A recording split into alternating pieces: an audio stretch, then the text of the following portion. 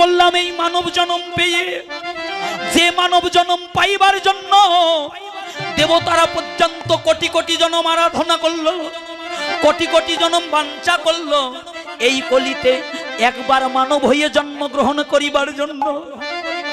সেই দেবতার দুর্লভ মানব জন্ম পেয়ে কি করলাম বাবা?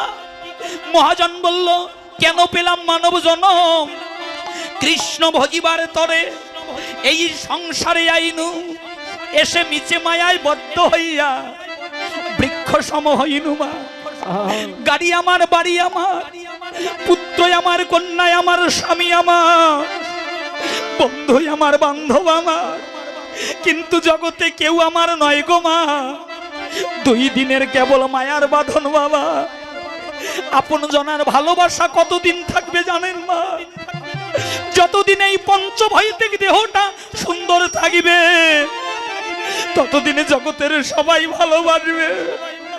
যখন দিনে দিনে সোনার অঙ্গ মলিন হয়ে যাবে, আরে কেউ ভালোবাসবে না, কেউ দুটো কথা বলবে না, সর্ব অঙ্গ অচল হবে, চোখের জলে বালিশ ভিজে যায়।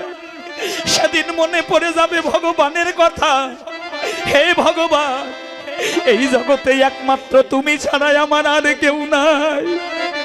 ফল পাকলে হয় মিঠা মা, আর মানুষের বয়স হয়ে গেলে আপন জনার কাছে হয়ে যায় তিতা।